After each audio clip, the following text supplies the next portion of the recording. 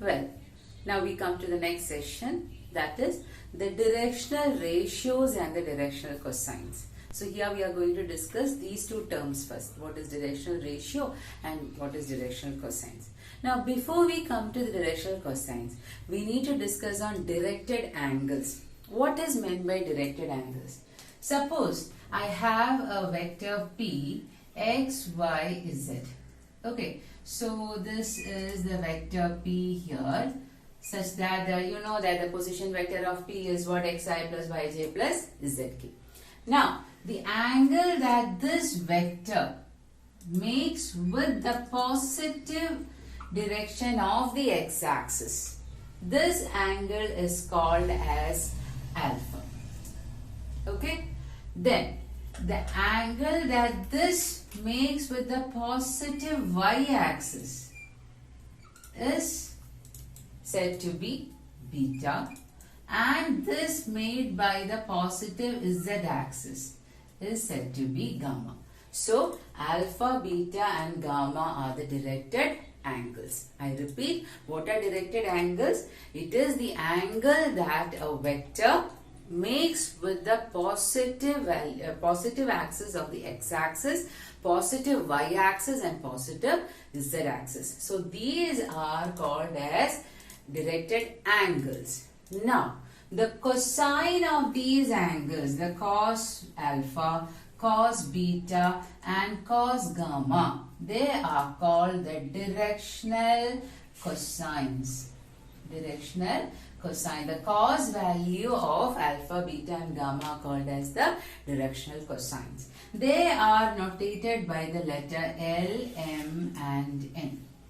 So, what is alpha, beta and gamma? They are the directional angles, and the cos value or the cosine value of these angles gives you the directional cosines. They are notated by what? L, M and N.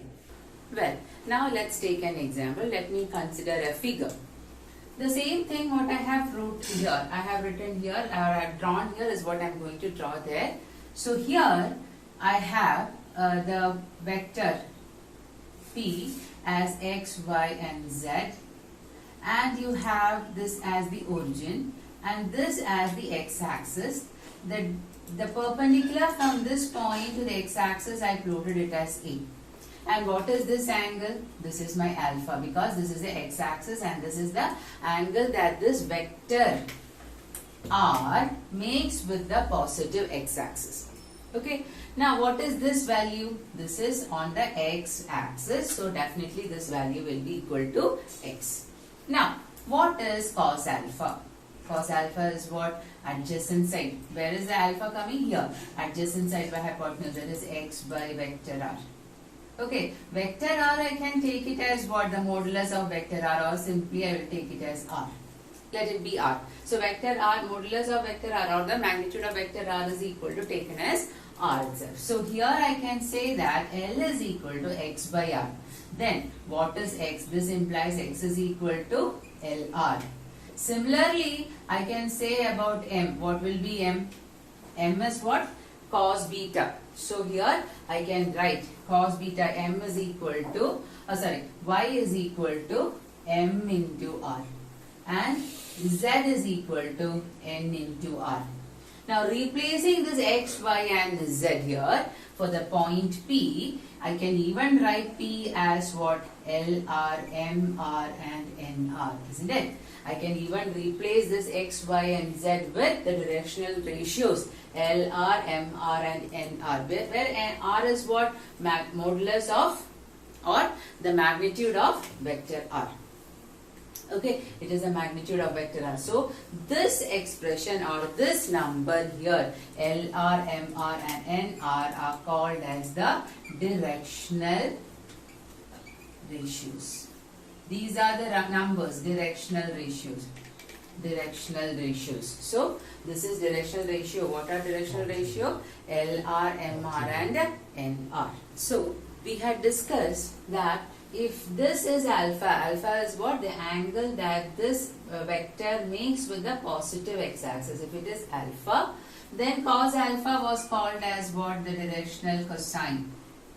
right, notated by L. Cos beta is the angle, this angle the vector makes with the positive y-axis, which was notated as M, and cos gamma is the angle that this vector makes with the z-axis, and it was N.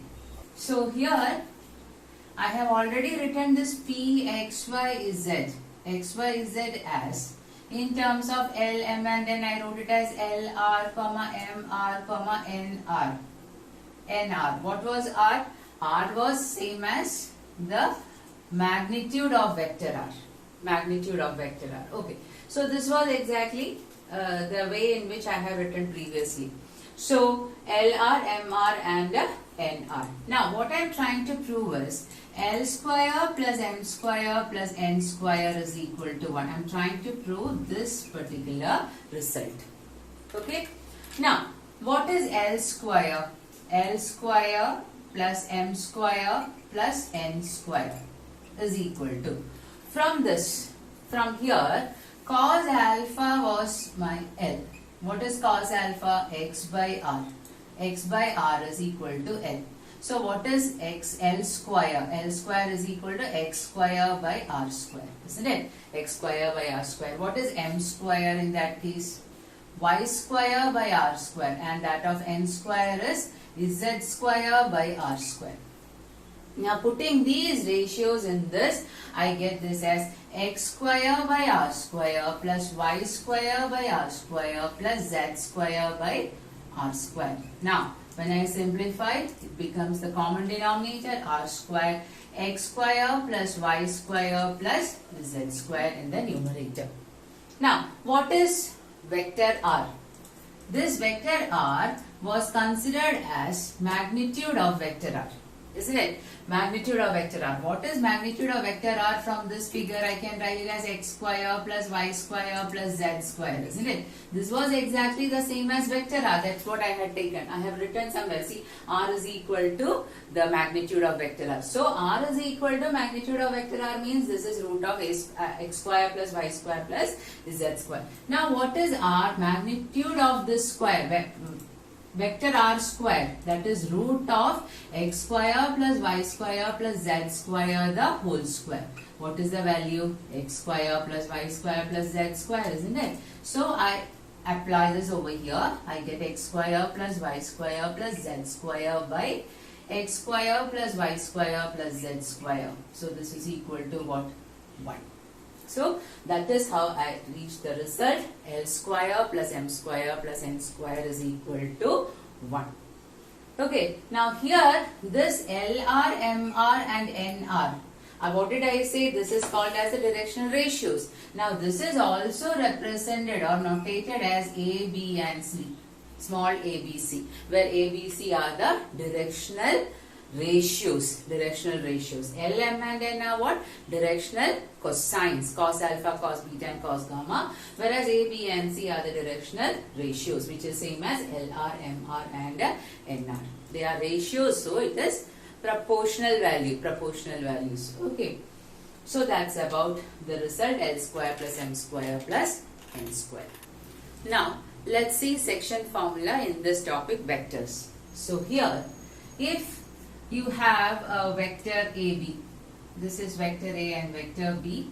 So I'll draw it to the position vector, the origin O, and then I say a point P divides AB internally in the ratio M and N. This is something familiar to you. So this vector is vector A and this is vector B, and let this vector that divides AB in the ratio M is to N be vector P. That is OP, which is given as vector R. Then this vector OP will be equal to M into vector B plus N into vector A by M plus N. This is called internal division. Internal division. Internal division. That is, if AB is a vector such that OA is vector A, OB is vector B, and if a point P divides the vector AB in the ratio M is to N, and the vector R, that vector R is given by m into vector b plus n into vector a by m plus n. So I can even write vector r is equal to, this is OB. Okay, vector OB. Now this is internal division. Now coming to the external division. Suppose this is point A and point B, and this is joined to the origin to O, and let this be vector B, this be vector A, this be vector B, and a point P divides this vector in the ratio m is to n externally. That means the point P is not lying on this particular line segment, but it is external. So in that case, and this vector is given by vector r. This vector B, OB is vector B. They are dividing, the vector P is dividing OP, vector OP or vector R divides AB in the ratio m is to n externally. Then I can say that vector R, which is my vector OP, which is equal to m into vector B minus n into vector A by m minus n. What is this division called? External division. External division. Okay. Now, if this point OP divides this AB at its midpoint, then we will have the midpoint section, that is OP will be equal to what? Vector A plus vector B by 2. Vector A plus vector B by 2. If this P is the midpoint of AB. Midpoint of AB. Okay, so this is the section formula. Now, we come to the next topic, that is the dot product or the scalar product. Now, dot product or the scalar product, as the name suggests, why is it called a scalar product? The result of the product is a scalar quantity. That is why this dot product is also called as a scalar product. Now, what is actually dot product? Suppose vector A and vector B are two non-zero vectors. That is two vectors, you have vector A and vector B. These are the two vectors. And then let this be the angle theta between the two vectors. Then vector A dot vector B is given by magnitude of vector A into magnitude of vector B into cos theta. I repeat, vector A dot B is equal to magnitude of vector A into magnitude of vector B into cos theta. Magnitude, vector A is a vector quantity. Vector B is also a vector quantity. Now, magnitude of A will be a scalar quantity, isn't it? Magnitude of B is also a scalar quantity and also cos theta. Right? So here this part of this expression, that is the right hand side of this expression, is a scalar quantity, or the net resultant of the dot product is a scalar quantity. That is why we call this a dot product, a scalar product also. Okay, now let us see the properties of this. So two non-zero vectors, I am repeating the definition for dot product. That is, if A and B are two vectors, then their dot product is given by magnitude of A into magnitude of B into cos theta, where theta is the angle between these two vectors. Okay, now coming to the properties of it. Now the properties, first one, it is a scalar quantity. The dot product is a scalar quantity. That is the first property. Now the second property, that is if theta is equal to 0. If theta equals 0, what will happen to cos theta? Cos theta becomes what? 1. Right? Cos theta becomes 1. So, vector A dot vector B becomes what? Magnitude of A into magnitude of B. Okay? That is the second property. Now, if theta is equal to pi, what about cos theta? Cos theta becomes minus 1, isn't it? So magnitude, vector A dot vector B is equal to negative of magnitude of A into magnitude of B. Okay, so that is the third property. Now, vector A the square, what does it mean? Vector A dot vector A. Right? Vector A dot vector A. So this vector A dot vector A can also be written as vector A the square. Vector A the square. Now, this is same as magnitude of vector A into magnitude of vector A into cos 0. We are taking vector A dot vector A, isn't it? So, angle is 0. So what do you get? Magnitude of vector A the square. Magnitude of vector A the square. Now the fifth property is vector A dot vector B is same as vector B dot vector A. What does that mean? The dot product is commutative. Vector A dot vector B is equal to vector B dot vector A. That means that dot product is commutative. Then you have the next property that vector A dot vector B plus vector C is same as vector A dot vector B plus vector A dot vector C. So dot product is what? Associative over addition. Associative over addition. Then the next one you have lambda into vector A dot vector B. Lambda being a scalar. Lambda being a scalar, lambda into vector A dot vector B, which is also equal to vector A dot lambda into vector B. That means this lambda can be multiplied by 2 with any of the two given vectors in the dot product. Then finally we come to the dot product of two vectors in its vector form. If vector A is equal to a1i plus b1j plus c1k and vector B is equal to, where I, j, k are what? The unit vectors. Vector B is equal to a2i plus b2j plus c2k. Then vector A dot vector B can be written as a1 a2 plus b1 b2 plus c1 c2. This will be the formula for the dot product of two given vectors where theta is not given. Where theta is not given. If theta is not given, then we consider this to be vector A dot B is equal to a1 a2 plus b1 b2 plus c1 c2. If theta is given, you have to consider theta also. You have to apply this formula. Okay.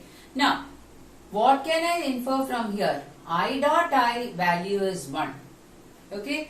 J dot J is 1 and K dot K is 1. All these are unit vectors. The dot product of two unit vectors of the similar component is 1, where I dot j is equal to 0 and I dot k is also equal to 0. Where j dot I is equal to 0 and j dot k is equal to 0. K dot I is equal to 0 and k dot j is equal to 0. So these are the things that can come in connection with the properties of the dot product. I repeat once again, the dot product between two non-zero vectors, vector A and vector B, is given by the magnitude of vector A into magnitude of vector B into cos theta. Now if it is, why it is called as a scalar product? Because the net resultant of the dot product is a scalar quantity, so it is called as a scalar product. Again, if theta is equal to 0, then the dot product is equal to what? Magnitude of vector A into magnitude of vector B, because cos 0 is what? 1. Again, when theta is equal to pi, what happens? The dot product becomes minus of vector A into magnitude of A into magnitude of vector B. Why? Because cos theta when theta is equal to pi is negative 1. Again, vector A the square is same as vector A dot vector A. That is magnitude of A into magnitude of A into cos 0. So it is magnitude of A the square. Again we see that the dot product is commutative. Dot product is associative over addition. Then multiplication by a scalar, and finally we have seen that vector A dot vector B, given two vectors, then you can find the dot product in this manner when cos theta is not given.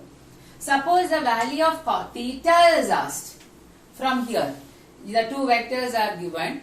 Then if you are asked to find the value of theta, then I will write cos theta is equal to vector A dot vector B by magnitude of vector A into magnitude of vector B. And then I will take this cos to this side, that gives me cos inverse of vector A dot vector B by magnitude of A into magnitude of B. So this is how I will find, or this is the formula in which I find the value of theta between the two non-zero vectors given. Am I clear so far? Okay. Now let's discuss the projection of a vector on a given line segment or a given line. This line is a directed line. What do you mean by a directed line? There is a direction for the line given. Okay. So here I have a vector AB. Right? This is a vector AB. I am going to project this vector AB on this line. Then the projection of this is vector A. Okay. And this directed line has a vector B. It's called as vector B. It's given to be vector B. Then the projection of A on B is given by vector A dot B cap. B cap is what? The unit vector B. So it is vector A dot B cap is what we have already discussed. That is the vector divided by the magnitude of the vector. So this is the projection of this vector on this line segment. It is simply just putting this vector on this directed line segment. So just placing this on the directed line segment. So that is called as the projection of a vector A on a given line segment, directed line segment. Okay. So projection of vector A on B is given by vector A dot B cap, where B cap is the unit vector given by what? B by magnitude of vector B. Okay.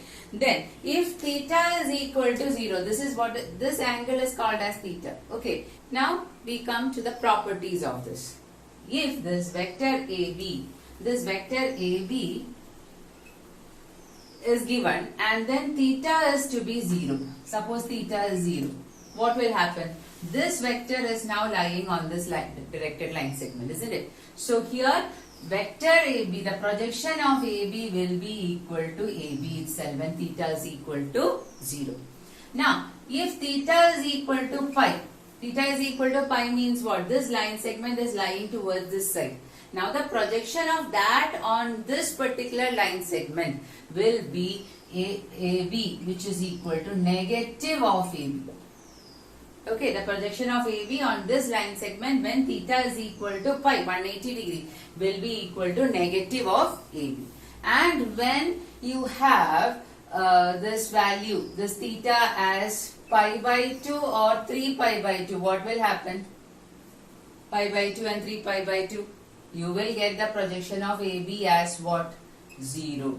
The projection of AB as 0, because you know everywhere you are discussing with respect to the cos theta, isn't it? So cos theta value is giving you what? We are discussing the dot product, isn't it? So it is cos theta that we are discussing. If when we are discussing this cos theta, cos 0 is equal to 1. Cos pi will give you negative 1, whereas pi by 2 and 3 pi by 2 for cos value is what? 0. So the projection when theta is equal to 0 is AB itself.